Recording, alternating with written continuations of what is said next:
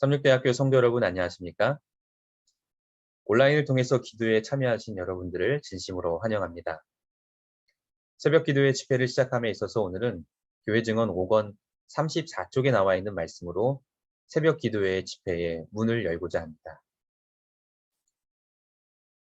우리가 어려움을 당할 때 그리스도의 힘으로 극복하고 우리가 원수들을 만날 때 그리스도의 힘으로 그들을 쫓아버리고 우리가 책임을 맡을 때 그리스도의 힘으로 성실히 감당하면 우리는 귀중한 경험을 얻게 된다. 우리는 다른 방법으로 배울 수 없는 것, 곧 우리 주의 구주께서는 도움이 필요한 바로 그때에 도와주시는 분이심을 배우게 된다. 우리 다 같이 기도하시겠습니다. 하늘에 계신 우리들의 아버지 하나님, 이 아침 우리들에게 새 생명을 허락하시고 주님과의 교제가 있는 이 기도의 시간으로 우리를 인도하시니 참으로 감사드립니다. 하나님, 이 시간 주의 성령을 우리의 마음에 심령에 부어주셔서 선포되는 말씀을 통해 하나님의 음성을 듣게 하시고 우리를 향한 하나님의 뜻을 분별하며 주님께로 나아가는 한 시간 될 수 있도록 도와주시옵소서. 예수 그리스도 이름으로 기도드립니다. 아멘. 우리 다 같이 로마서 3장 21절에서 24절의 말씀을 함께 보시도록 하겠습니다. 이제는 율법 외에 하나님의 한 의가 나타났으니 율법과 선지자들에게 증거를 받은 것이라. 곧 예수 그리스도를 믿음으로 말미암아 모든 믿는 자에게 미치는 하나님의 의니 차별이 없느니라. 모든 사람이 죄를 범하였음에 하나님의 영광에 이르지 못하더니 그리스도 예수 안에 있는 속량으로 말미암아 하나님의 은혜로 값없이 의롭다 하심을 얻은 자가 되었느니라. 오늘은 제가 읽어드린 이 본문의 로마서의 핵심이라고 할 수 있는 구절을 제가 성경을 통해서 읽어드렸습니다. 즉, 이 로마서 3장 21절에서 32절은 로마서의 핵심인데요. 한글 성경은 이제는 이라고 시작을 하고 있습니다. 그러나 이 원문을 보면 그러나 이제는 이라고 시작이 되었는데 지금까지 설명해 오던 것과는 전혀 다른 사실을 이야기합니다. 로마서 3장 20절까지의 내용은 바울은 이 율법의 한계를 설명하고 있다가 3장 21절로 넘어오면서 율법 이외에 원문의 뜻에는 율법과 관계없이 하나님의 한 의를 설명하고 있습니다. 그 의는 예수 그리스도를 믿음으로 말미암는 모든 믿는 자에게 미치는 하나님의 의였습니다. 즉 예수 그리스도를 믿는 믿음으로 말미암는 의를 말하고 있는 것입니다. 바울이 이 믿음으로 말미암는 의를 설명하면서 구약의 유월절의 한 개념을 떠올리며 언급하고 있습니다. 로마서 3장 25절과 26절의 말씀에 보면 이러한 개념들이 떠오르는데요. 이 예수를 하나님의 그의 피로 인하여 믿음으로 말미암는 화목제물로 세우셨으니 이는 하나님께서 길이 참으시는 중에 전에 지은 죄를 간과하심으로 자기의 의로우심을 나타내려 하심이니. 오늘 여기에 있는 이 개념 자체를 출애굽기 12장 13절과 함께 비교해 볼 수가 있어요. 이 로마서 3장 25절에 간과하다라고 하는 이 단어 때문에 그런 것이죠. 오늘 제가 이 리뷰 앤 헤럴드에 나오는 1892년 12월 13일자에 이런 내용이 있어서 소개를 해드립니다. 애굽에서 열 재앙이 내리던 밤에 문 좌우 설주와 임방에 피가 발라져 있을 때 사륙하는 천사는 그 집을 넘어갔다. 그것이 유월절이었다. 천사가 만약 피가 발라져 있지 않은 집을 그냥 넘어갔다면 어떻게 되었을까? 그때 하나님은 공평하거나 의로울 수 없었다. 누구 집 장자는 죽이고 어느 집 장자는 살려준 셈이 되었기 때문이다. 유월절 상황을 생각하며 로마서 3장 25절로 돌아가 보자. 하나님은 어떤 사람의 죄를 간과하는가? 예수님의 피를 마음에 바른 사람의 죄를 간과하신다. 유월절 당시 피가 발라져 있지 않은 집은 넘어갈 수 없었듯이 예수님의 피를 마음에 믿지 않는 사람의 죄는 하나님이 간과하실 수 없다. 예수님이 자신의 피의 공로를 믿는 사람의 죄를 간과하시는 것은 아무 문제가 되지 않는다. 왜냐하면 자신이 이미 대가를 치르셨기 때문이다. 이것이 바로 자기도 의롭고 자기를 믿는 자들도 의롭다고 하시는 이유이다. 자, 우리가 이 율법이라고 하는 부분 참 많은 고민과 생각을 할 수밖에 없죠. 율법을 지키려고 하는 인간의 도덕적인 노력과 행위로서는 우리가 하나님 앞에 의롭다 하심을 얻을 수 있는 육체는 하나도 없다라고 이야기합니다.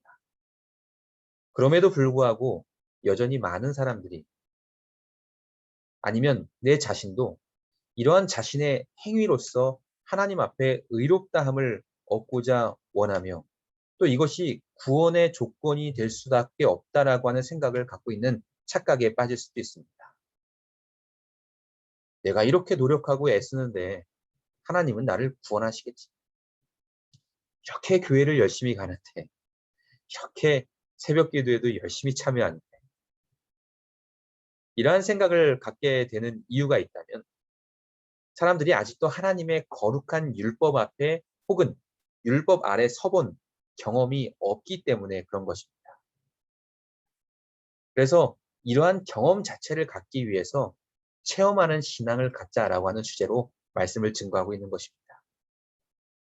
사도 야고보는 율법은 거울과 같다라고 말했습니다. 오늘 아침에 일어나서 이 새벽이지만 하나님 앞에 나올 때 혹시 거울을 보셨습니까? 물론 온라인 상황이라서 보시지 않으셨을 수도 있는데요. 우리가 거울을 보면서 머리도 단장하고 옷 내무새도 다시 한번 확인해 보았을 것입니다. 거울을 보신 소감은 어떠신가요? 야, 볼수록 나는 참 멋있어. 라는 생각이 드셨는지 아니면 간밤에 이렇게 막 헝클어진 머리에 이게 뭐야 이렇게 생각을 하셨는지 모르겠습니다. 최근에 한 영국에서 조사를 한 대상이 뭐였냐면 거울을 들여다보는 횟수를 조사를 했습니다. 서울신문에 나와 있는 한 기사였는데요. 결과에 의하면 남녀 모두가 하루에 최대 60회 이상을 거울을 보는 것으로 드러났습니다. 영국의 한 메이크업 회사가 이런 설문조사를 했는데 남녀 2,000명의 온라인 투표로 이루어졌거든요. 그 결과 남성들은 하루에 평균 27번, 많이 보죠? 여성들은 이보다 5회 더 많은 34번 정도를 들여다보는 것으로 드러났습니다. 근데 거울을 보는 최대 횟수는 남녀 각각 66.71회라고 이렇게 얘기하는데 우리가 하루에 거울을 들여다보는 평균 수치는 34회로 이렇게 나온 여성의 경우에는 하루에 일하는 노동 시간을 16시간으로 봤을 때 30분에 한 번 정도를 거울을 보는 것으로 계산이 된다라고 합니다. 참 많이 보죠. 제가 이러한 이야기를 드리는 이유가 있다면 뭘까요? 거울을 본 사람과 보지 않는 사람의 차이가 있습니다. 거울을 본 사람은 자신의 수치를 잘 압니다. 하지만 거울을 보지 않는 사람은 어찌 보면 뻔뻔해질 수도 있는 거죠. 자기를 괜찮은 사람이라 착각할 수도 있고요. 또 사람들 앞에 자신의 모습을 모른 채 우쭐댈 수도 있는 것입니다. 하지만 우리의 이 앞에 놓여 있는 이 거울 자체는 우리의 외모만 비춰줄 뿐입니다. 만약에 이 우리의 속사람을 훤히 들여다 보여줄 수 있는 거울이 있어서 내가 그 앞에 서 있다면 우리는 어떤 감정을 느끼시겠습니까? 우리의 못된 생각, 욕망과 시기함, 질투, 내 속에 있는 이 더러움의 생각까지도 환하게 모두 보여준다면 과연 어떠한 생각이 들까요? 성경을 진지하게 본다는 것은 거울 앞에 서 있는 것과 같습니다. 우리는 성경의 말씀을 통해서 내 모습이 비춰지는 것을 경험하게 됩니다. 형제를 향하여 미워하는 마음만 가져도 그것은 이미 살인한 것이다 라고 하는 말씀을 읽을 때 나는 역시 살인자구나 라는 것을 깨달으면서 한 장 한 장 읽을 때마다 나는 죄인임을 깨닫게 되는 것입니다. 오늘 우리가 이렇게 새벽에 말씀에 나와 하나님의 말씀을 듣는 것도 우리 자신의 부족함을 보기 위해서일 수 있습니다.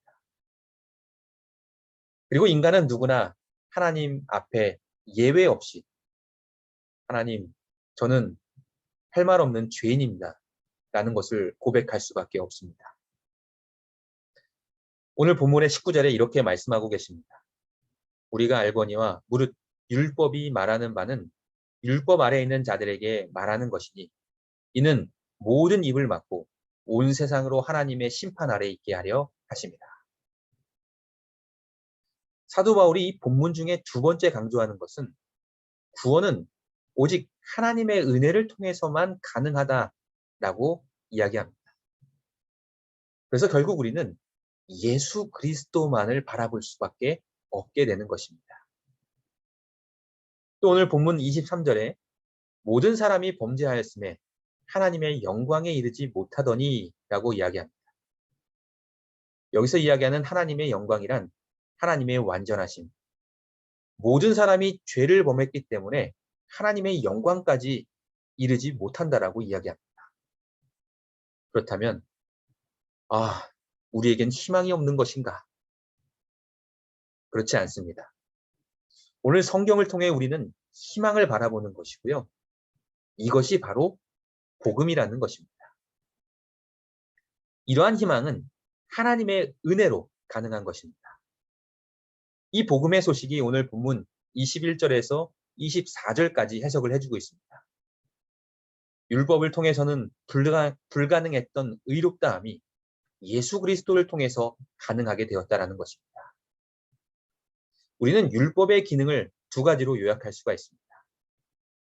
소극적인 율법의 기능은 우리의 죄를 깨닫게 하는 기능인 것이죠. 그리고 하라고 하신 대로 하지 못하는 나를 발견할 뿐만 아니라 하지 말아야 할 것을 해버린 나의 죄를 발견할 수밖에 없습니다. 그러나 율법은 한 걸음 더 나아가 적극적으로 하나님이 우리에게 요구하시는 거룩함의 표준이 무엇인가를 계시하고 있습니다. 우리는 예수님을 통해 죄의 사함을 받았을 뿐만 아니라 동시에 그 예수 그리스도를 신뢰하는 순간 의롭다는 이가 우리 삶 속에 성취될 수 있는 것입니다. 그러면 결과적으로 율법이 요구하는 의가 우리의 삶 속에 성취될 수 있다는 결론에 이르게 되는데요. 그렇기 때문에 예수 그리스도를 믿는 믿음은 결코 율법을 폐기하거나 율법을 반대하는 것은 아닙니다. 그래서 이 사도 바울은 율법에 대한 오해가 없도록 31절에 분명히 밝히고 있죠. 그런즉 우리가 믿음으로 말미암아 율법을 폐하느냐? 그럴 수 없느니라. 도리어 율법을 굳게 세우느니라. 결국 이 율법의 요구가 나의 행위를 통해서가 아니라 그리스도를 통해서 이루어질 수 있다라고 하는 말씀을 하고 계십니다. 참으로 놀라운 말씀이죠. 세상의 모든 종교와 도덕은 인간의 행위를 통해 이것을 하라고 요구하지만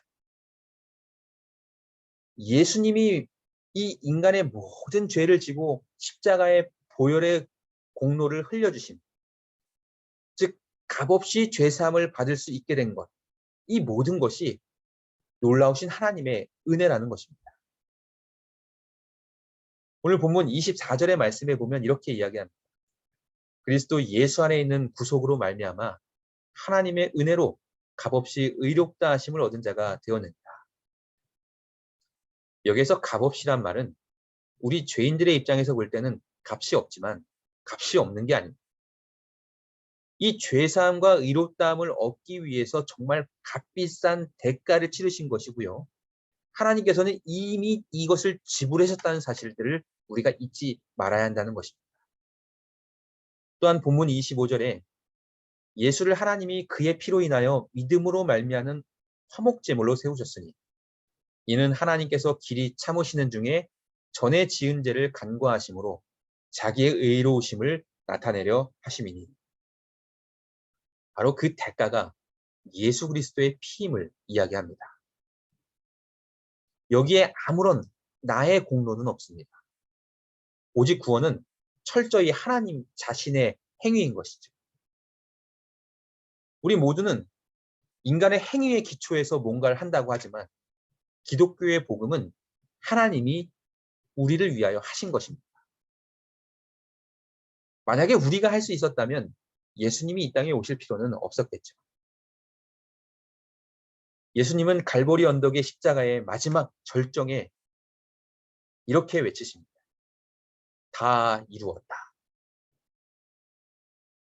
우리들의 이 구원의 역사는 예수님의 십자가의 사건으로 이루어졌으며 모든 죄를 용서받는 놀라운 은혜의 역사가 우리 가운데 임하게 된 것에 대한 깊은 감사를 드릴 수밖에 없습니다. 또한 하나님의 은혜를 통해 값없이 우리가 의롭다함을 받을 수 있다는 이 사실이 오늘 우리를 흥분케 하는 것이죠. 오늘 본문의 중요한 결론은 우리가 예수 그리스도를 믿음으로써만 의롭다함을 얻을 수 있다라고 이야기하는 것입니다. 오늘 본문 22절, 26절, 28절을 우리가 함께 보시기 바랍니다. 오직 믿음으로 우리가 주님 앞에 의롭다함을 얻을 수 있는 놀라운 사실이 가능하게 된 것을 증거하고 있습니다. 과연 믿음이란 무엇인가? 믿음은 하나님의 의라고 하는 예복을 받는 손길이라고 이해할 수 있습니다. 어떤 사람이 결혼잔치에 참여하려고 하는데 예복이 없어 거절을 당했다 생각해 봅시다. 잔치에 참여하려면 우선 자기의 더러운 옷을 벗어야 합니다. 그리고 그 잔치에 합당한 예복을 입어야 하는데요. 이와 같이 우리가 하나님과 교제하기 위해서 또 하나님 나라에 들어가기 위해서는 하나님이 우리에게 요구하시는 합당한 의가 있어야 합니다. 믿음이란 그 예복을 그냥 받는 손과 같은 것이고요. 그것은 자랑이나 공로가 아니라 내 노력이 아니라 하나님이 선물로 주신 것입니다. 그러므로 우리가 그냥 교회만 왔다 갔다 하는 것이 아니라 정말 우리가 구하는 믿음은 언제나 구원의 필요를 자각하면서 내가 죄인이라고 하는 사실을 깨달아야 합니다. 오늘 우리는 이 로마서를 통해 이 아침 우리 자신이 죄인이며 예수 그리스도가 우리에게 필요함을 다시 한번 이야기합니다. 그리고 우리는 오직 성령이 역사하실 때 정말 나는 저주와 진노를 피할 수 없는 죄인임을 결국 깨닫게 됩니다. 우리가 오순절의 자리에 있던 사람들이 외칠 수밖에 없었던 어떤 말인가요? 우리가 어찌할꼬. 즉 구원받은 자의 할 일은 예수님을 의지하는 것입니다. 물에 빠진 사람이 구조자가 들어갔는데도 자기의 힘으로 뭔가 이루겠다 나오겠다라고 하면 구조를 받지 못하죠. 구조자에게 완전히 자기를 맡기고 구조해 줄 것을 의뢰할 때 우리는 구원함을 얻게 될 수 있는 것입니다. 교회에 와서도 우리는 여전히 내 자신의 의를 세우는 모습들을 발견하게 됩니다. 때로는 내가 가지고 있는 것들을 내세울 때도 너무나 많이 있습니다. 하지만 오늘 우리는 성경의 말씀을 통해서 이런 더러운 우리의 욕망과 우리의 생각과 죄를 보게 됩니다. 내 이 마음속에 있는 이 절망과 불가능함, 이 자체를 이제는 하나님 앞에 내려놓고 우리를 온전케 하시는 하나님을 바라보시고 나를 살리시고 새롭게 하시는 하나님의 능력을 체험하게 되기를 간절히 바랍니다. 오늘의 말씀의 결론을 내리면서 조금은 원론적인 이야기 같고 또 매번 교회에서 회자되는 하나의 주제일 수도 있지만 오늘 우리가 이 성경의 말씀을 통해서 성령의 역사하심이 우리를 다시 한번 새롭게 하심을 통해 오늘 하나님께서 우리에게 말씀하시는 그 개인적 음성을 듣게 되시기를 간절히 소망합니다. 우리가 의롭다 하심을 얻는 것은 우리가 뭔가를 행해서 지키고자 하는 것만으로는 불가능합니다. 오직 하나님의 은혜임을 우리는 믿어야 할 것입니다. 우리는 성경을 통해서 이 아침 하나님의 말씀을 통해서 우리의 삶을 점검하며 살아가야 합니다. 하나님의 진리와 거룩함의 율법 앞에 내 자신의 모습을 바라보게 되길 바랍니다. 그리고 오늘 구원의 감격을 날마다 느끼면서 이 하루를 살아가게 되시기를 간절히 바랍니다. 오늘 이 말씀이 또한 우리에게 힘이 되지 않습니까? 때로는 어려움이 있더라도 또 우리가 할 수 없는 일도 예수 그리스도께서는 하실 수 있음을 우리는 보게 되는 것입니다. 이제 한 예화로 오늘의 말씀을 마치고자 합니다. 박호근 씨가 쓴 탁월한 왕따대기라고 하는 책에 나오는 내용인데요. 이렇게 나와 있네요. 한 번은 식당에서 따로 국밥이란 메뉴를 보고 주인에게 물었다. 따로 국밥이 뭡니까? 주인은 간단하게 대답해 주었다. 밥과 국이 따로 나오는 게 따로 국밥입니다. 오늘날 많은 크리스찬들이 삶이 교회에서 믿음 따로, 직장에서 믿음 따로, 즉 따로 국밥의 신앙임을 쉽게 발견할 수 있다. 바꿔 말하면 이중적인 삶을 살고 있는 것이다.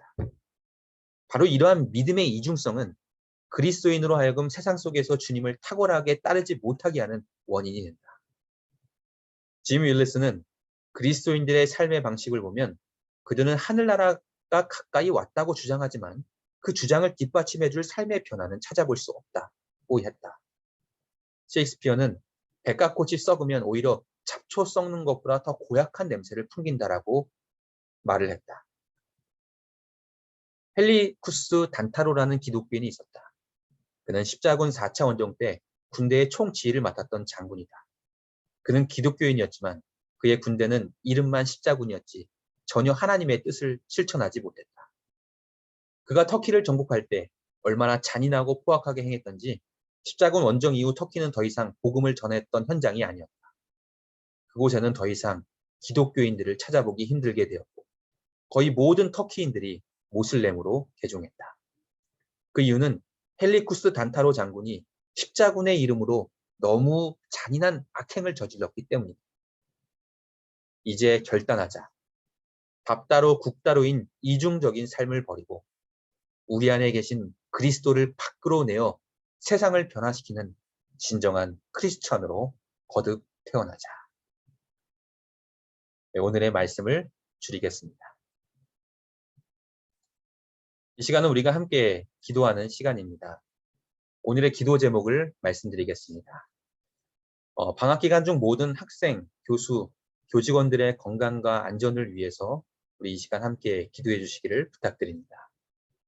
두 번째 기도 제목은 지금 방학 기간 동안에 온라인, 특별히 오프라인을 통해서 학위봉사대를 진행하는 팀들이 있습니다. 아마 코로나 바이러스로 인해서 온라인으로만 진행되었는 것으로 알고 있는데요. 이렇게 학위봉사대가 안전하게 또 잘 이루어질 수 있도록 또 많은 복음의 진보가 있을 수 있도록 우리 함께 기도해 주시기를 부탁드립니다. 그리고 오늘 각자의 개인 기도의 제목을 가지고 함께 기도하시도록 하겠습니다. 오늘 하루도 주의 성령의 인도하심과 지도 아래 승리하는 인생 되기를 간절히 바라면서 오늘의 집회를 마치도록 하겠습니다. 감사합니다.